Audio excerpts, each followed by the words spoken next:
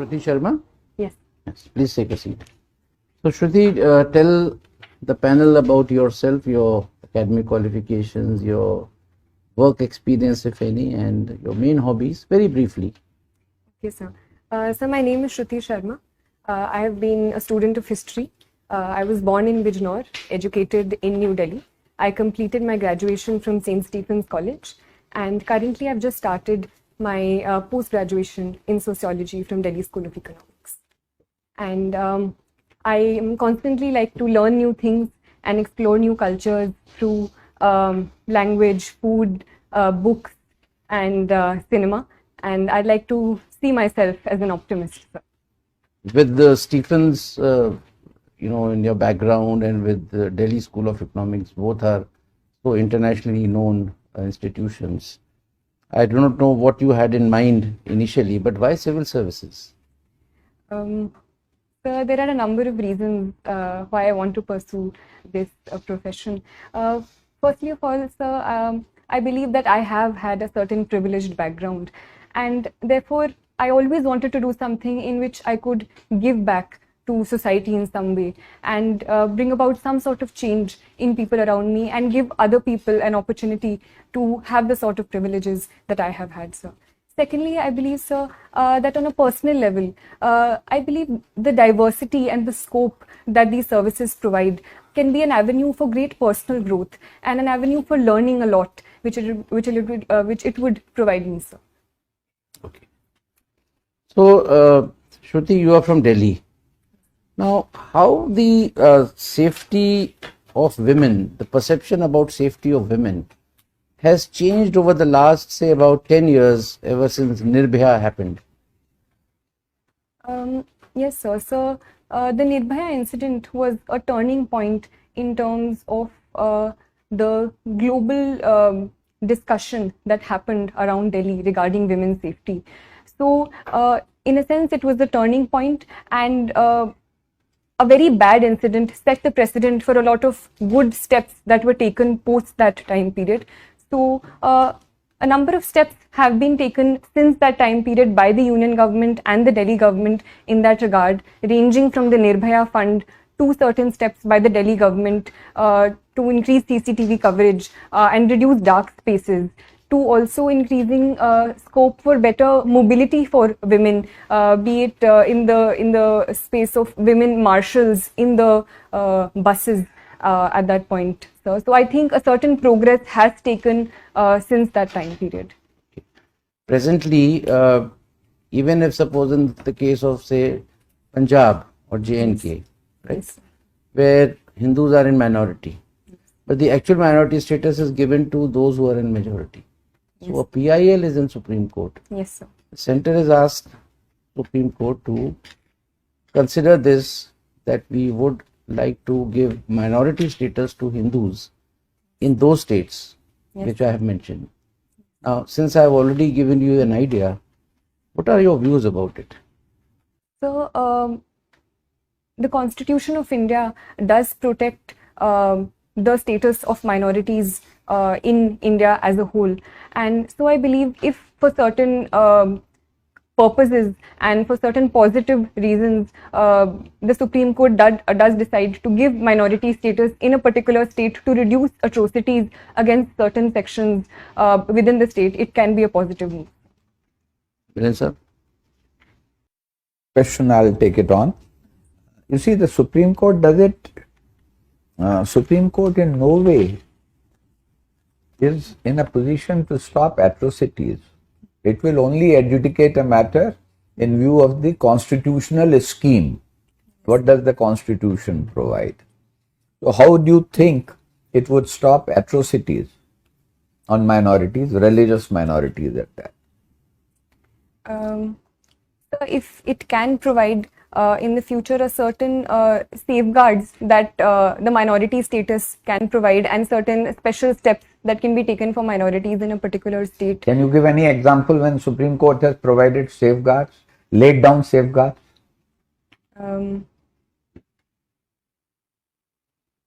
You heard of Vishakha's case? Yes. Okay.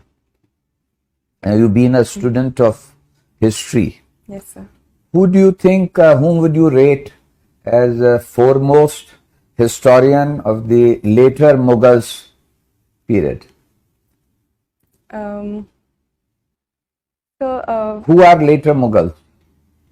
So I would say the period after the so-called fall of the Mughals or the decline of the Mughals, so post Aurangzeb, so would possibly be regarded So you as the think later Mughals. beyond Aurangzeb are the later Mughals?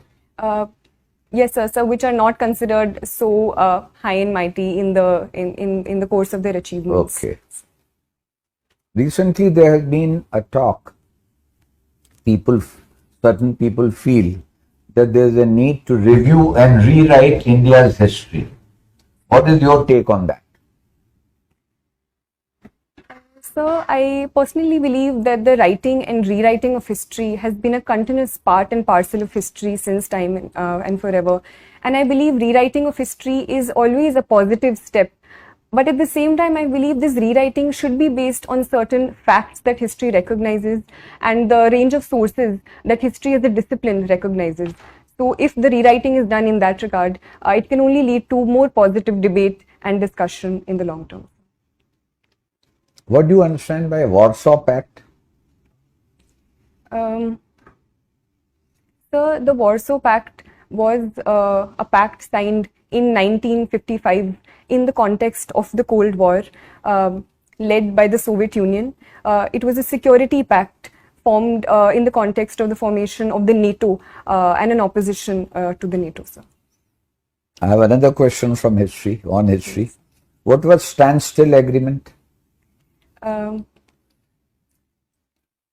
I can't recollect at this point. Okay. Have you heard the term soft power? Yes, sir. What does it imply? So soft power is usually used in opposition to hard power, where hard power talks about a certain military might. Soft power, on the other hand, is the influence of culture and other aspects in increasing the might or the influence of a certain country or power over other powers. So cinema can also be one example of Any other illustration of soft power in context of India? So India's cultural outreaches, for example, yoga and international celebration of the International Yoga Day across the world can also be an example of India's soft power. Okay, thank you. Well, Shruti, you are from your home district is Bijnor. So tell us something about Bijnor. Sir, Bijnor is a district located in western UP, sir. The river Ganga flows through it, so it is a very fertile state. Sugarcane being one of the major crops of Bijnor, and therefore sugar mills and the sugar industry is also very well developed, with 5 of the most largest sugar mills located here. In terms of historical importance, the place Vidurkoti is associated with Bijnor. There are a number of prominent personalities from Bijnor, ranging from Vishal Bharadwaj in cinema to poets like Dushyant Kumar, to historical figures like Abul Fazl associated with Ambersar. So it is truly a very rich. So, in your opinion, which is the very significant public policy initiative in the last couple of years by Government of India, which has done really, in your opinion, has done really well? Sir, I think in the light of the COVID pandemic, the PM Ayushman Bharat Yojana has been very instrumental in expanding the public health infrastructure across the country and providing affordable healthcare to most sections of the population. So in your hobbies, you have mentioned practicing yoga. So you do it every day or? Sir, I try to. Okay. So recently, one very important development has taken place with respect to traditional medicine. Are you aware?